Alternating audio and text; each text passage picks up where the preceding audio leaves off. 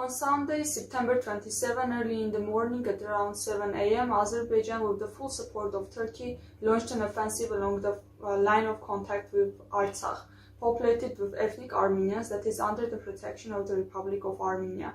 Starting September 29, the Gegarkunik region of Armenia was under Azeri fire and continues to be. F-16 multifunctional fighter of the Turkish Air Forces being used. Turkish armed forces, including the Air Force, support Azerbaijan in the conflict zone. Long-rooted rhetoric of Azerbaijan and Turkey disclose their Armenophobic and genocidal agenda. None of the leaders of these two states have ever put an effort to deny that. The primary reason why Armenians think of this aggression as an existential threat to all ethnic Armenians is because extermination is the meaning that every Azeri or Turkish official puts under every statement that they make regarding Armenia or Armenians. This is not the beginning of the story. With this video, I want to tell you about a 3,000-year-old Armenian civilization that is residing in Armenian highlands, or Caucasus, which is their historical homeland. I promise we won't take much of your valuable time to explain why you should care about the small Armenian population residing in Caucasus and what your silence means.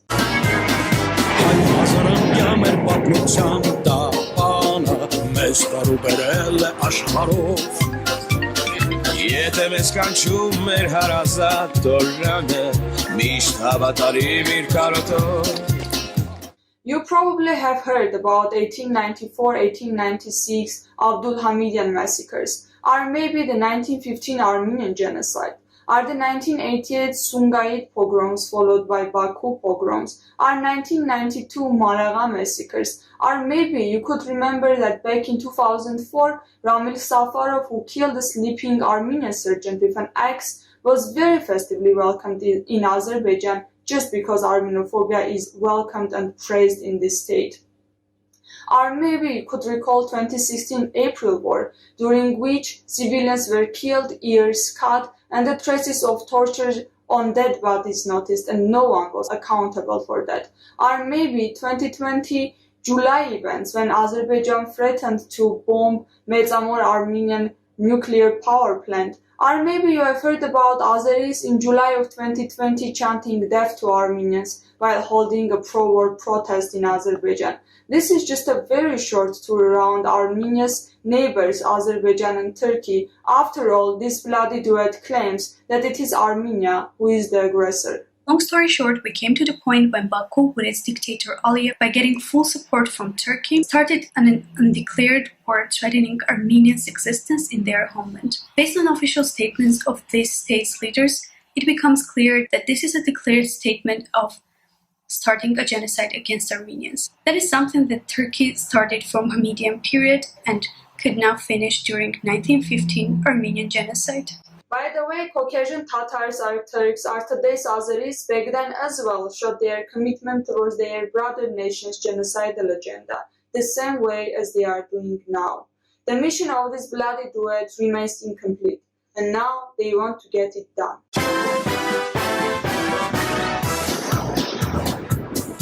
Threat to the Armenian civilization is a threat to destroy huge historical cultural heritage of Armenians.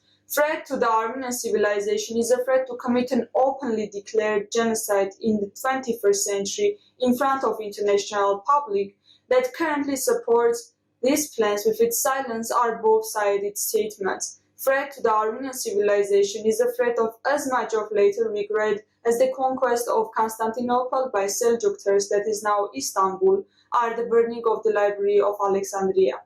After all, this is a fight between rich cultured civilization in the face of Armenians and the collective barbarian desire of Turkish-speaking nomadic tribes in the face of Turkey and Azerbaijan to not only destroy that heritage but to rewrite their history just like they did in the case of Constantinople.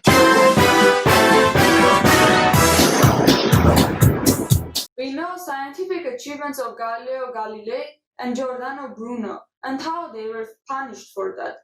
But many of us don't know Ananya Shirakatsi, who also proved Earth to be round. We know many states that had guillotine practices, but never in the history of Armenia there were practices like that. We talk about equal rights and feminism, but forget that the First Republic of Armenia of 1918 had women in the National Assembly, and women, together with men, were granted equal rights. We all watch colored TV, and very few of us know that Armenian engineer Hovhannes Adaman was the founder of colored television. This is not even 1% of all the achievements that Armenians have had throughout the history.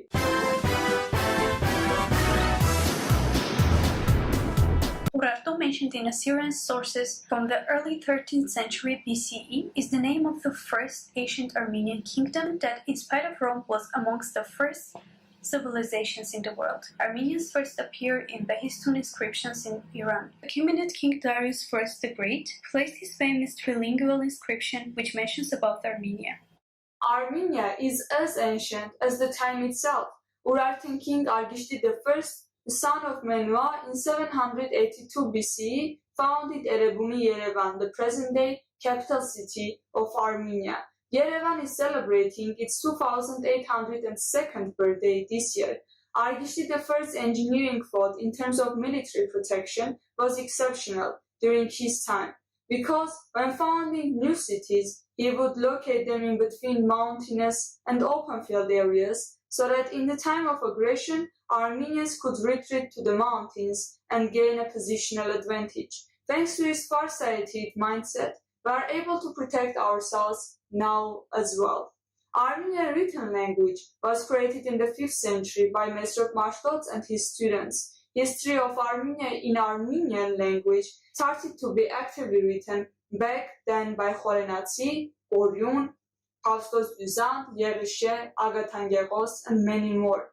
That period became the golden age of Armenian historiography, literature, and translation. During the reign of the dynasty of Bagratunis, from 9th century to 10th, the Christian culture was established in Armenia, and the main Armenian city, Ani, that is now in Turkey, was founded. Ani is known as a city of 1,001 churches. It was so beautiful that even Mongols, when conquering it, did not destroy the city, though it was destroyed and continues to be destroyed by Turkey now.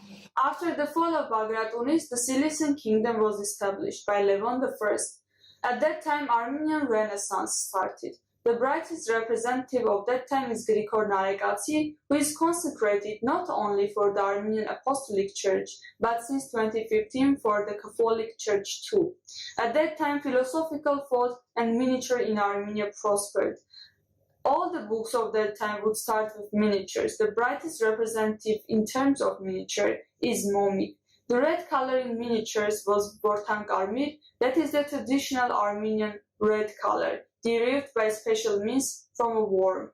In terms of philosophical thought, the brightest representatives are Hovhannes Imastaser, Hovhannes Vorodnetsi, Grigor Tatevatsi, and many more. We can sure go on and tell much more about historical cultural value of Armenian civilization, but even this is enough to fully realize the value of the heritage that we have. This is also the reason why we, Armenians, know what we are fighting for. We're not only protecting our identity, but also the investments that we have made in the development of the modern world that is now under Turkish-Azerbaijani threat. Help us spread the word and support Armenia in this war. Help the civilization to win.